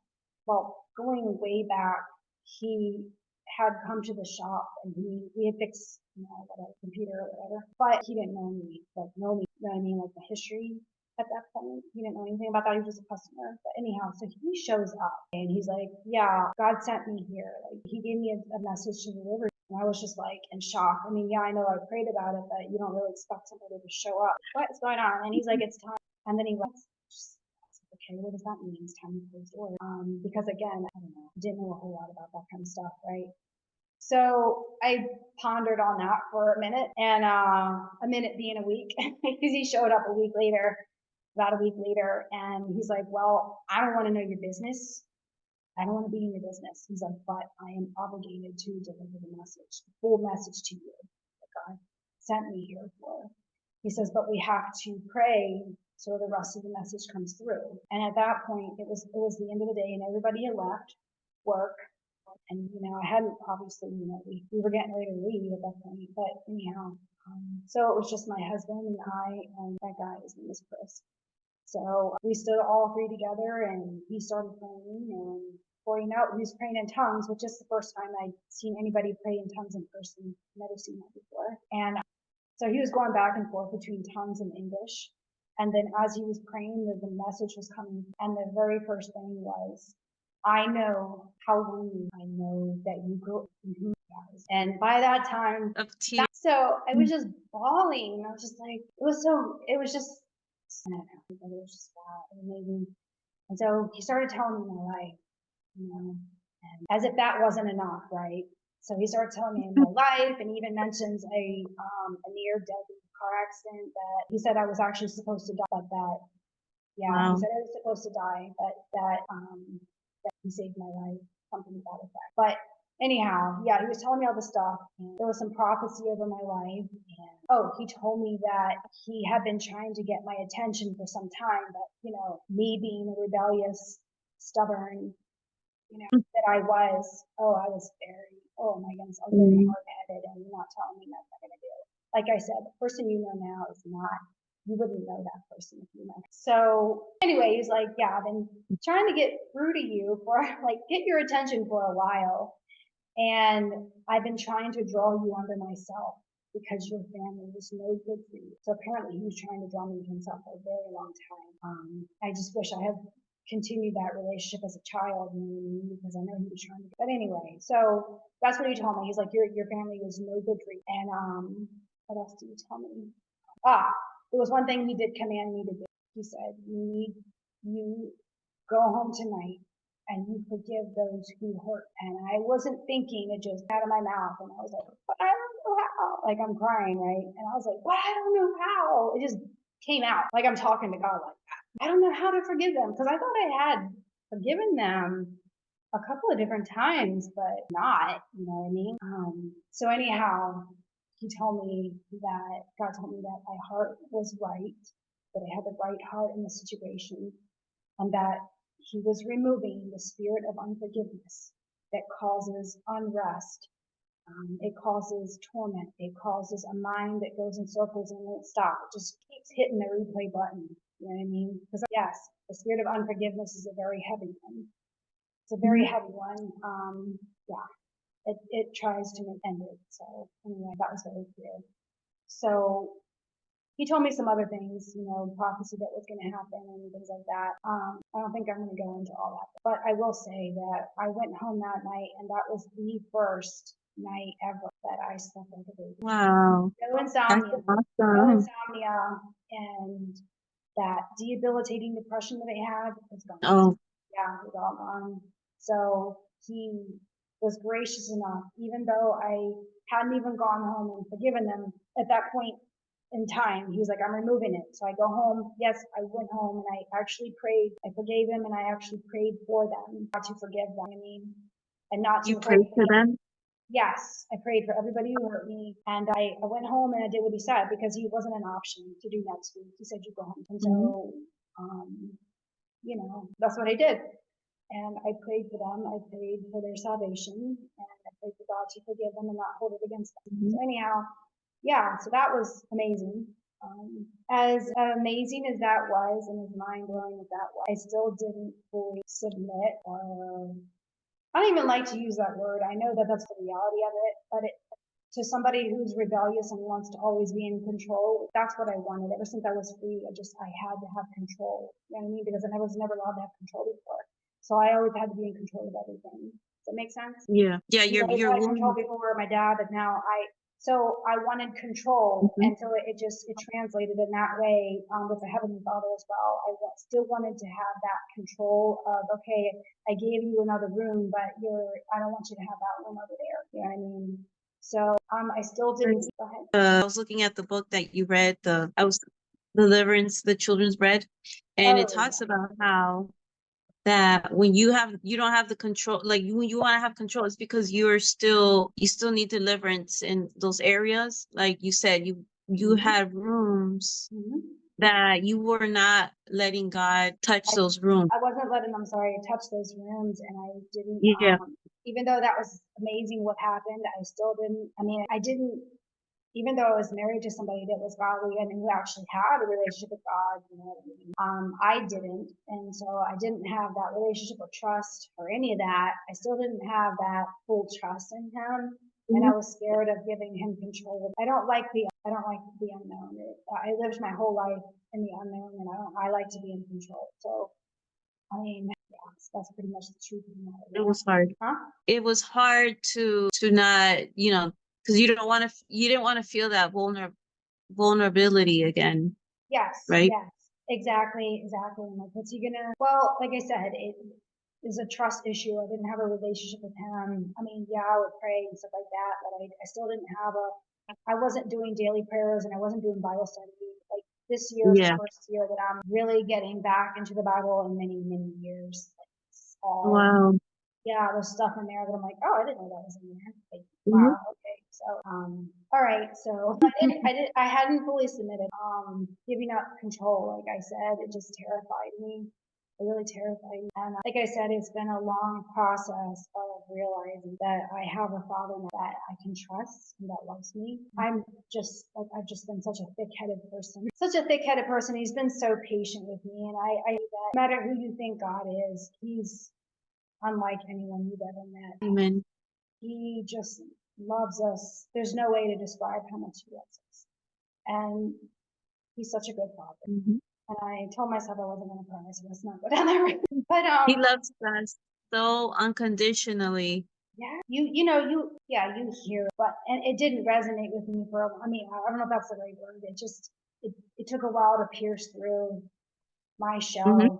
It took a while. Where was I at with that? So, oh yeah. So I was saying that, oh yeah, so I hadn't fully submitted, right? But all of that obviously did make some impact, but I'm still like leery about giving full control. I haven't gotten to that point yet. But anyway, so from time to time, it was just the weirdest thing. People would show up.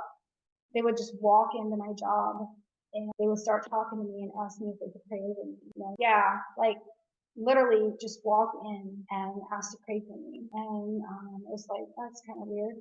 Okay, I'll go. That's fine. I'll be there. But yeah, it just kept happening. It kept happening. God was trying to draw me, of course, and I was headed in the right direction. I was doing regular fasting, and I was trying, right, and I had broke off a really bad drinking habit.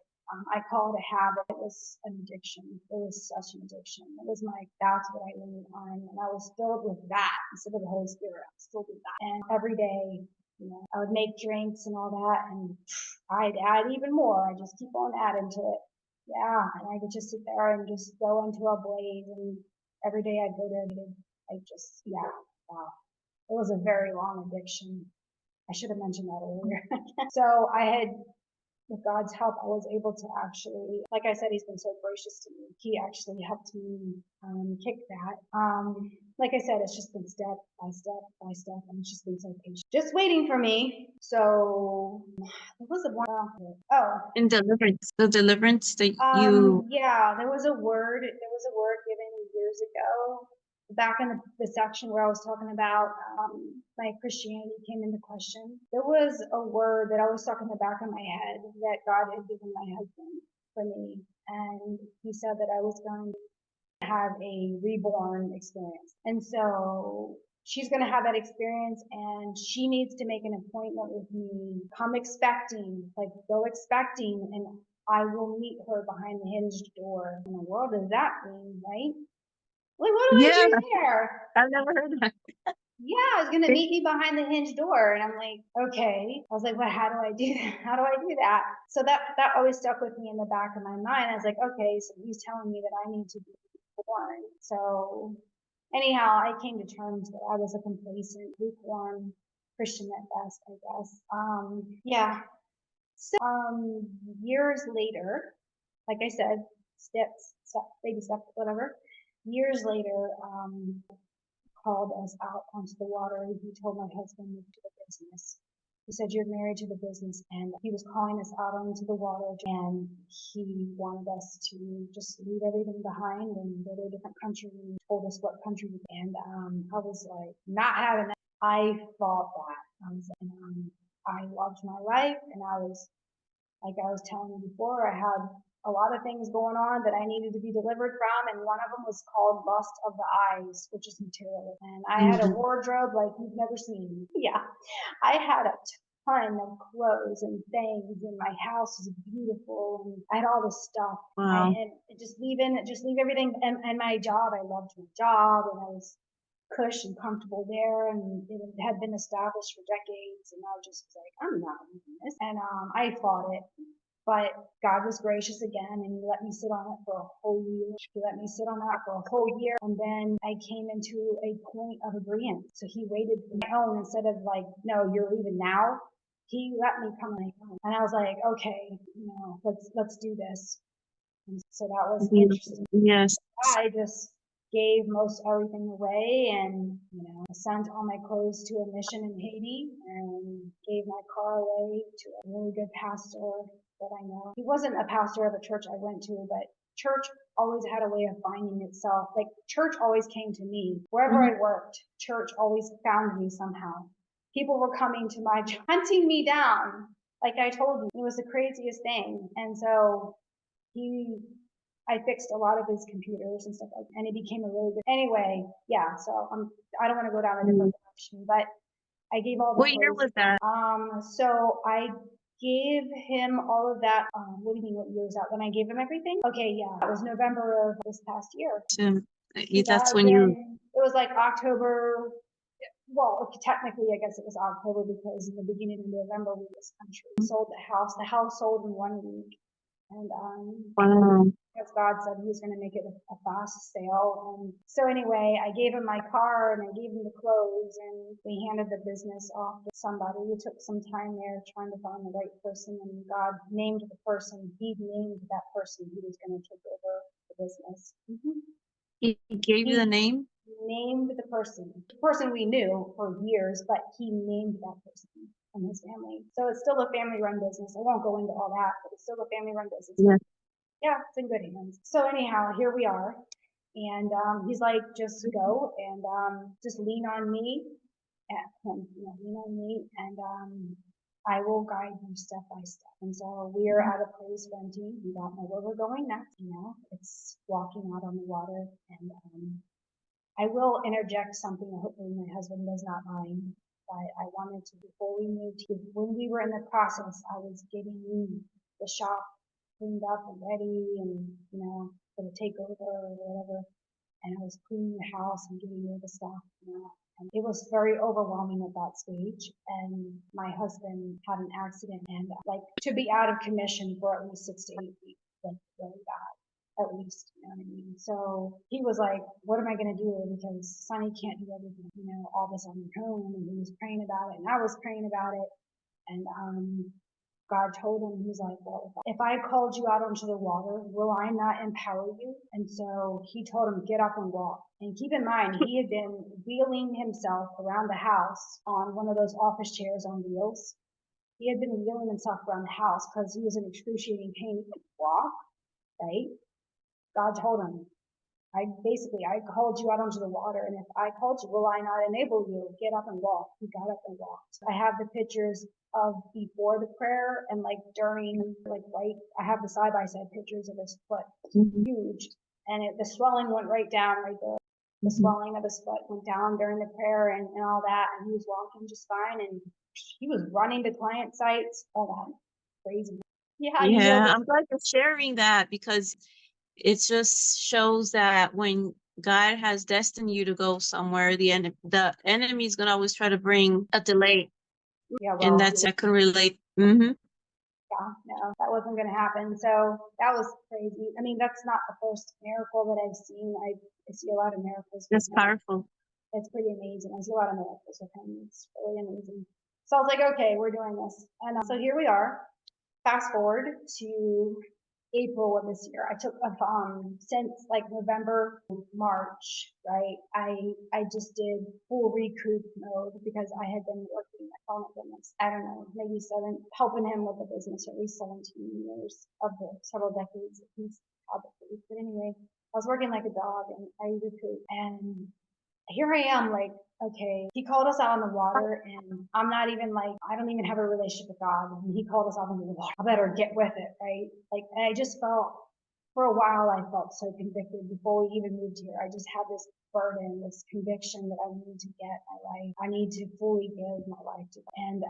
And so by the time April rolled around, up to that point, we were watching a lot of testimonies online and like NDE, near-death experiences and stuff like that. Like, I don't know if people realize it, but there's been an explosion on YouTube with near-death experiences and testimonies coming out. Like, it's that time that we're in, but all of a sudden, thousands are just, it's like an explosion of all these testimonies all coming out at this time. So we were just, at that point, I had seen at least 50. I think it was around 100, but now it's several hundred that I've seen. But it was like around 50 or so that I seen. And there was this one that I seen that I don't know what about it was, but something told me, get his book. I heard his testimony, but he didn't really go into a whole lot of detail, obviously, but it was enough there that something touched me. And it was like, and I'm not a book buyer. I have that one and the Deliverance, the Children's Bread. That's it.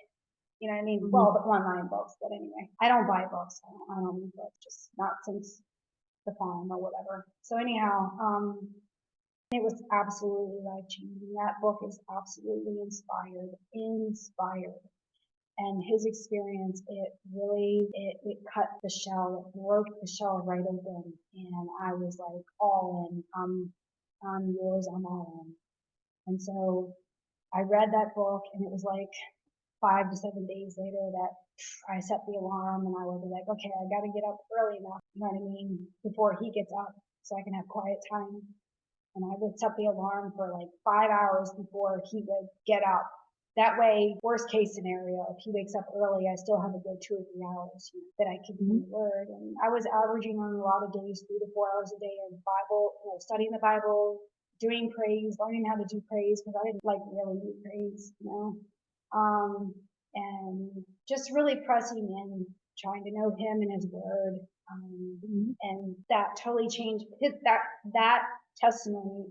The guy's name on YouTube is Randy K, and his book is called Heaven Stormed. Let me tell you, it stormed my life, and it totally changed my prayer life. And I don't know, I think that testimony, God pushed him through that testimony just for me. So it totally changed everything. And before I knew it, I mean, a couple of weeks went by, maybe 3, 4 weeks, but I have it all documented. I started getting words from God and stuff like that, and having encounters and things started happening, and like, whoa, and because like when I get up, I like to tell God, good morning, Father, I start talking to him, and one day it's like, I get the good morning back, and just other things happen like that. It's just like, wow, mind blowing. You audibly heard? Yes. Wow. Yeah, I know his voice. So I was just like, and then that same voice again when he was telling me he loves me, and the emotion that came and just coming to me in the in-between, when you're starting to fall asleep or you're starting to wake up, the in-between, he likes to come to me. And it's so weird because it's like it's breaking through a different dimension. Sound, yes, I've had like a really quick vision as well, but mostly it's the in-between. But he comes to me in like 3 different ways. He comes to me, and it's like, this is just the beginning. So it's like, wow, I'm so blown away by it. I was like, wow, I've been missing out on this my whole life. And to think that I was so leery about getting close and letting him in. So I was like, okay, that's that. So there would be days where, I'd only have 2 hours of studying. Other days would be 6 to 8 hours of studying. But I was averaging like 3 or so. But just really pressing in as much as I can. It's totally worth it, making the time. And I'm not a morning person. I absolutely hate mornings. I hate mornings so much. But I was like, I'm going to make room. And that's how much that testimony impacted my life. And so I was like, okay, I'm all in. I'm all yours. You became an early bird. Well, I'm still not an early bird, but let me tell you, and there's been times I'm in there praying and I'm on the floor, so I like to be fully prostrate or whatever. I like that the best. I have a bad knee because of the bad accident. My kneecap just apparently that happened twice this week already. But so I'm on the floor and I'm praying and I started passing out. That happened a couple times where I almost pass out, but then I get up and then I'm like, okay, let me just start singing praises. And in the morning before he's awake, I'll just throw the earbuds in and I'll voice it out like silently, but with my whole heart, you know what I mean? And then when he wakes up, then I take time to go in there into, my prayer closet and I will just belt it out and just start singing out loud every chance that I get. Every chance, like he takes a shower, I jump in there and I do praise. Like it just, it changes you. All of this changes you to start really pressing into him, and you start building a relationship. He's there waiting. But the thing is, think of any other kind of relationship. You want to know that the other person really wants to be there, be around you and talk to you. And so he's a gentleman. He waits for you. He waits. He waits for you. He's a complete gentleman. He's not pushing himself on you at all. And so, yeah, you start pursuing him, you get a blessings, apparently. All kinds of wild stuff. I have pages and pages of stuff already, and it's only been since April. You wrote all those pages? I've been documenting every word, every encounter, all the words he's been giving me, the vision, the dreams, all that stuff. I mean, I've been documenting everything. I have pages and pages. I put the date, the time, all of that. So you can include that in your book. Yeah. When you write it. Yeah, absolutely. The latest encounter was just this past week. Anyhow, it's been really exciting and it's completely changed my life. Like I said, I wish you could go back to meet the old Sunny because then you would be like, whoa. Not the in between one when I married my husband, but lost and so sad. Yeah, but hey, calling in a command, right? Your name is now what the enemy tried to use for evil, God turned it for the good. Yes. Yes. Which is we go back to that. What was that meaning? Originally your name was meant something else. Yes. And then God changed it.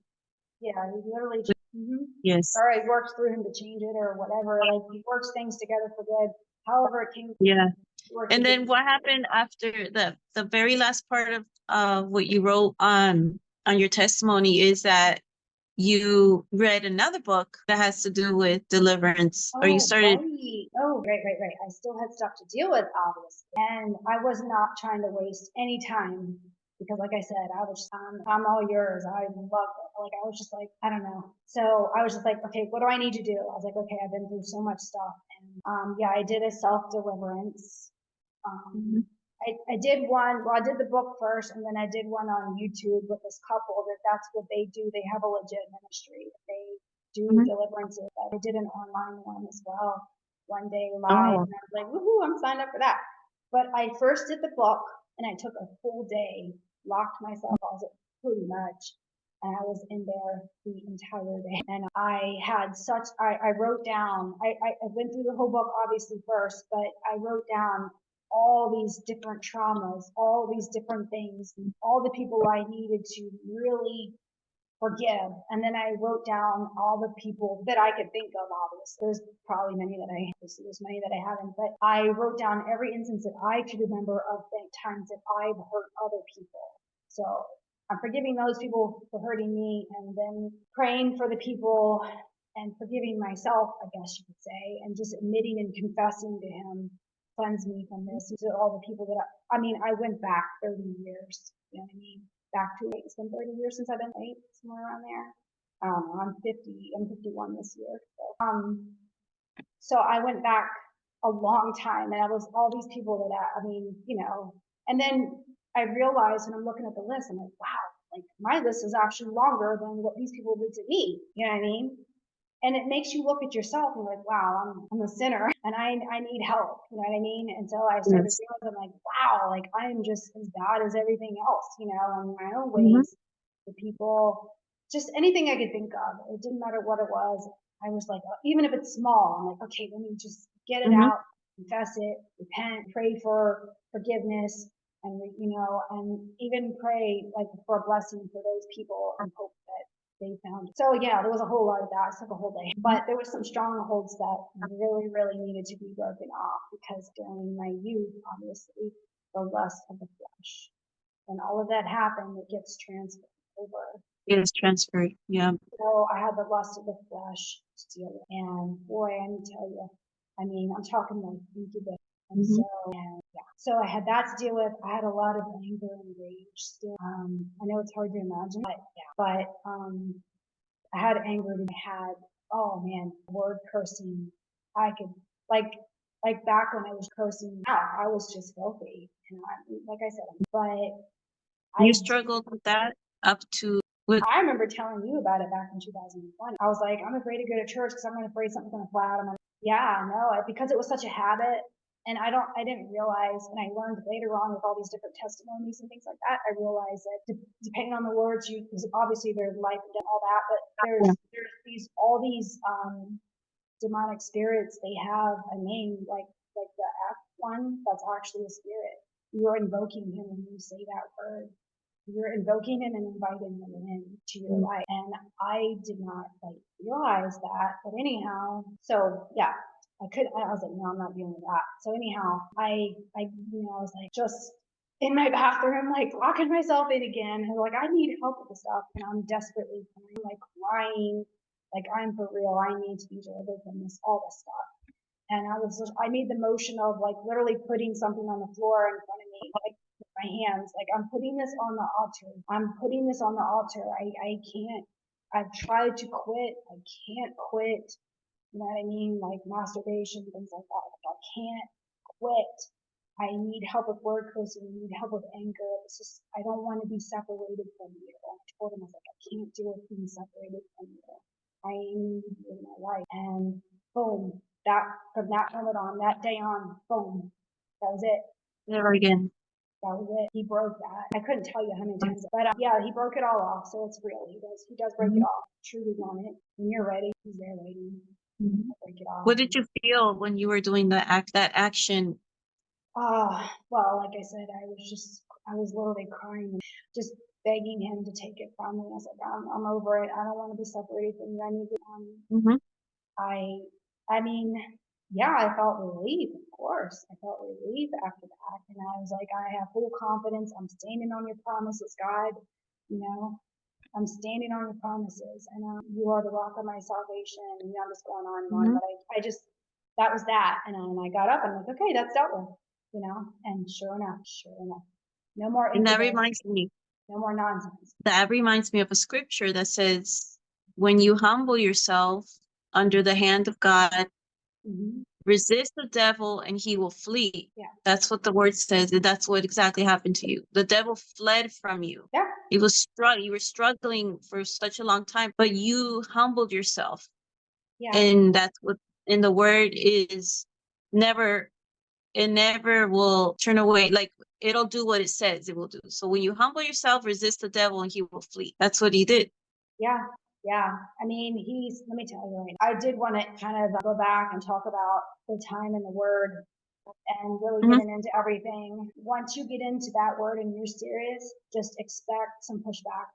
Expect it, because now he's losing his grip on you. And boy, did I get that. If you're hit with drowsiness when you're reading the scripture, and Yeah. also spirit of heaviness, I literally felt weighted down walking, like there was something sitting on my shoulders. I really felt like, yes.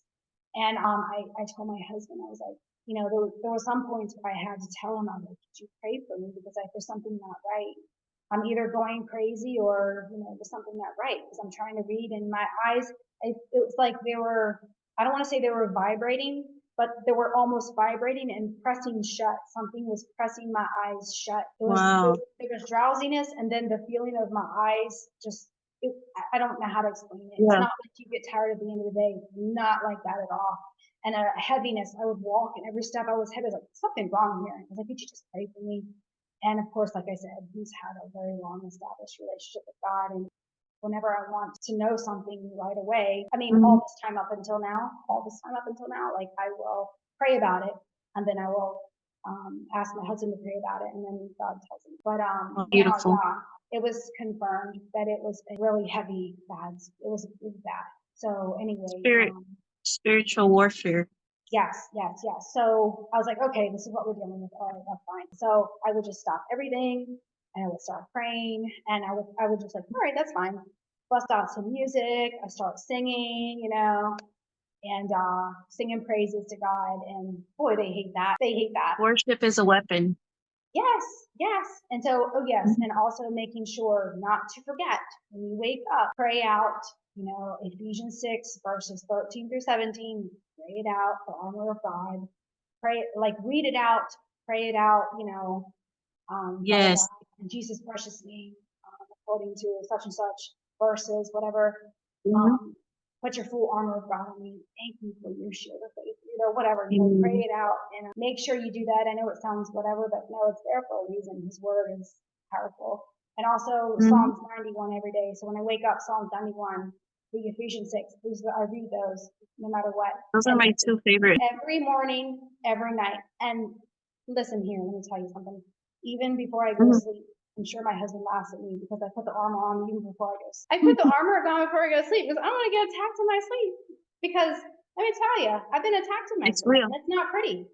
It's not pretty. And last night, it Yeah. was last night or the night before, whenever it was this week, a couple nights ago, I didn't get attacked in my sleep, but it came like a dimension. It was like, it cursed me out. I got the F word, the FU, demonic thing came in there, but then it was cut off. And I was like, well, thank you there. Because this is what Real. happens. It's real. Like, I'll literally close my eyes, and like the other night, I closed my eyes and I demented looking, scary being, crazy eyes. And I was like, I opened my eyes real quick and I was like, nope, that's not happening. I got up because I had forgot to put the armor on. So I was like, okay. That's why it's like, don't forget, don't be like a Sunny. So I got up. I was like, I ain't dealing with that. 6, crazy people, but it's very, very real. So it's very real to get protected and put that. That's why he gave us his word. It's living, it's active, it's powerful. So is there anything else that I need to talk about? Because we were at one point and then I jumped back to that really quick where we were at. But The self-deliverance is something key. yes, the self-deliverance. And then we both did a video together. He did it of that one. I'm trying to remember the name of the ministry, but anyway. So we did that just in case, because you can't just, it's okay to wash again, right? It's okay to get washed again. So we're like, let's just do it just in case. Cleanse. Yeah. I was not trying. I mean, we're talking about decades and decades of nonsense. So I was just trying not to have anything left. That's how bad I wanted to not wanted to have a relationship with God and not have anything in between. Yeah. So this all has happened since April. It's been Wow. It's so amazing because I see the difference. I do. I mean, even though I hadn't seen you for years, like we could just connected out of nowhere, and we're in two whole different worlds. I mean, well, not two different countries. Now you're in a whole different country. I'm here, but I just seen the change, and God has just transformed you into a it's new. amazing. And I mean, I'm still, like I said, I'm still growing the relationship because it takes time, you know what I mean? It takes time in Yes. any relationship on earth. And so I'm not expecting him to just appear in the chair next to me. I would love that, but Mhm.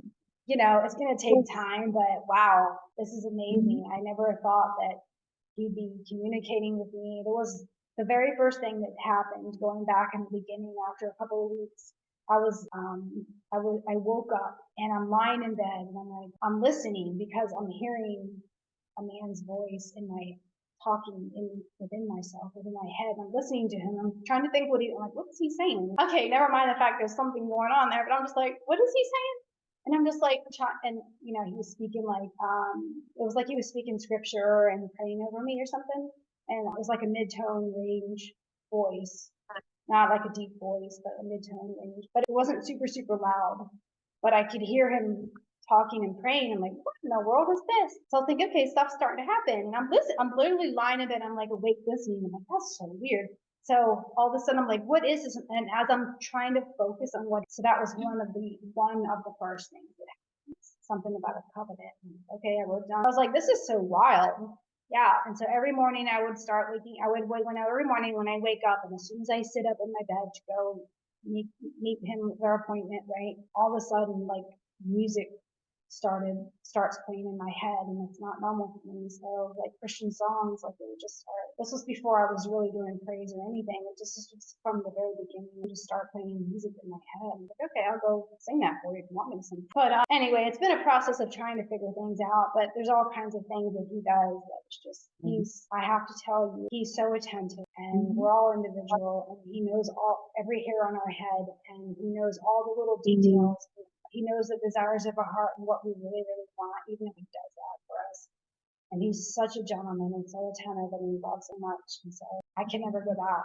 I told him I can't go back. He renewed you Yeah. and took you. Now you're in a whole different level in the realm of the kingdom of God, like where your ears are open to hear now and your eyes to see, because that's what God wants to do, is reveal things to us when we have a relationship with him, which is what you didn't have, and now you have a relationship with him, and that's beautiful. What would you say for the women right now that are struggling with that stronghold of unforgiveness? Like, what would you advise them to do? I mean, I can't say that I'm an expert, and I can tell you, I mean, maybe go do what I did.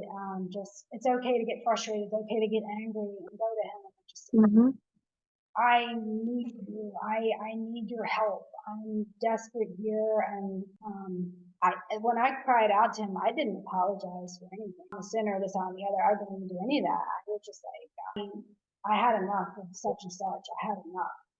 And I was like, this can't go on. And it's okay to sit there and just let it all out. It comes out. Let it all out. Exactly. You opened up your heart to him. Yeah. You just released all of that, what you felt to him.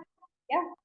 I was just like, so I guess we hit bottom. I hit bottom. I had several areas of bottom in my life, but that was my like, okay, stop, I'm sick of it. I'm over it all. I'm not going around doing this. And just and I truly didn't understand at that point in time. I truly did not understand why I didn't have peace. I literally thought that way. Why don't I have peace? You say you give me peace. Why don't I have it? Right? What am I doing wrong? It's like he met me where I was at with the knowledge that I had and the understanding that I had. And even if it was my fault that I didn't spend enough time in his word to even know stuff. Yeah, I knew scripture and I was reading the Bible here and there and doing stuff, but like he still, that didn't matter. Even if it was my fault that I didn't know whatever, he still met me where I'm at. And that's where he always meets you where you're at. It don't matter if you're in a bar or strip club or you're doing whatever, he'll meet you wherever you were at. He met me that time in my life. I mean, let me take a look really quickly here. So I don't want to tell you wrong. Well, all right. Well, let me just say it like back when I was trying to quit drinking, right? I tried and I tried, and I would go on fast. I went on one for like 16 days. I went on the fast for like 16 days. That's how desperate I was to quit drinking. And I kept falling back into it. I couldn't quit. So I was just frustrated. And I was like, okay, you know what? Just, I need your help, and I need you to go through my husband somehow and just tell me, like, just help me go through him and tell me something. I need to hear from him and tell me, what I need to do to quit. And that's exactly what happened. It doesn't matter that I was a drunkard or any of that. Anyway, I don't know if I'm driving home that point. How amazing. I wanted to mention one thing. So, two things. But okay, well, I'll mention one first. Okay, so before this testimony, 2 months leading up to this testimony, I have been going through attacks like crazy. Position. I've been getting attacked. Like, I'm somebody who gets sick maybe once every 10 years. And I have been sick with one thing after the next over the course of 2 months. And it's just one attack after another. And so it took me a minute to figure out what was going on so I could pray against it, right? When I was writing the testimony, I was initially writing in there, I was writing basically that I grew up without I love yous and hugs, right? I was writing on it and I was sitting on it. I was like, well, maybe I shouldn't actually say it like that. I don't know. I was trying to figure out how I was going to write this testimony and word it, what I should say and all that. And anyhow, I let it sit for a couple of days like that. And so in the in-between, a couple of days later, like I was telling you how he speaks to me, he woke me up from my dream and audibly, like, he was like, he told me, I love you, but it was like, it was a whisper, but not low enough. It was not like a really, really quiet whisper. It was a man's voice and it was filled with emotion. And I was like, wow, I literally had put that in there and I had deleted it. Initially, I sat on it and I deleted it, but I didn't get any love yous. He's like, I love you. So it's just, and that's like the second time. But, I was like, and it's just like it hits you and you're like, whoa, I felt that. And He but felt what you felt. Like he was healing that part and revealing his love for you that you never yes. had, Hmm. that you never, that you longed for and you never got. But Yeah. just Yeah. you right. Just did you put it back in there? I don't remember if you. I don't think so, but I think I mentioned it verbally in the testimony. Yeah, But I was like, writing the testimony was really hard. Like this whole process, there's been a lot of cleansing going on. You know what I mean? cleansing.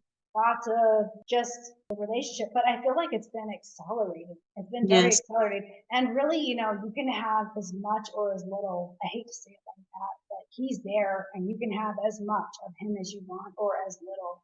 And I mean, I say it like that, just meaning I just mean it in a sense that there's so much more out there. Just go all in. If you commit to 10 minutes a day, that'll make a difference for Mm-hmm. sure. Mm-hmm. That's a commitment right there. But this once a week type of thing, I don't always say it, but I heard somebody say it. They're like, God wants a marriage, not a date, or something like that. He doesn't want a date, he wants a marriage. And I was like, that's so true. The way he talks to us. Anyway, but he knows the Wow. desires of our heart. And if you go all in and you make the time, and I struggled a long time, like, how am I going to get up early and do this? Like, I can't get up, whatever. But just do it, okay? Whatever you can do, late at night, early in the morning, whatever. It's so worth it. And then stuff is going to happen. And wow, Something's gonna happen. it's just, yeah. And sometimes we think we want it instantly, where we want to be forgiven. I mean, we it's hard for us to forgive because us women, we hold that grudge more than men. Gosh, I carried that resentment and grudge. Yeah, it was pretty heavy on me. So it was something that it didn't happen overnight, but it happened progressively. Some of us, it might happen instant. Some of us, it might Yeah, happen I've heard progressively. But testimonies where they go to church and as soon as they walk in the door of the church, yeah, something hits them and all of a sudden they go to the altar and they're in visions. But we're all uniquely, he created each of our purpose. amen. And I'm hoping once we upload this Zoom, we want to hear those that have been impacted by Sunny's testimony. So we would love for you to write to us. If you're hearing this on YouTube, if you're hearing this on hopefully on Instagram, but I would love to hear from, and I know we will, we're going to hear, and I will share an email with, right? I can share an email with them and then have them reach out to you. I'll be happy to talk to anybody for sure. Amen. There literally is hope. There's hope. There's hope at the end of the tunnel. There is light, and that's Jesus. Yes. You'll never regret. You'll never regret. If he did it with you, Yeah. he'll meet you where you're at. Like you said, that's something powerful. He'll Yeah. meet you where you're at. Like some people think they have to be, perfect, or like they can't. Like it's like dirty, you come the way you are. And that's it. When you're Yeah. wearing dirty, when Yeah. he's the one that changes our clothing. Yeah. We come the way we are with all our dirty laundry, all our dirty, Mhm. and He loved us while we were yet sinners. He loved us. And he loved us. um, That's all I can say. When I go out there in times where I've evangelized, I always say, Jesus, he died for you and he took up all your burdens. He was whipped. He was beaten beyond description. yeah. I'm just It's saying, don't wait. Go to him. Seek him out, and he will be found. Okay, he will be found, and he's unreachable, not unattainable. yes, And then there's parties in heaven, like we're so happy. There's celebrations in heaven, and you just celebrations. yeah, And also the women that think that they're beyond helped or beyond worth being helped. But like you said, you've done it all. You went from the deepest pit of sin. Mhm. And there's women right now that are going to listen to this testimony, and they're going to relate to especially the ones that I won't say the word, but you Mhm. said earlier, unalived what they had in their womb. Yeah. Right Mhm. now, women are going to be healed from that shame and the guilt they felt in Jesus' name. The chains are being broken off of them.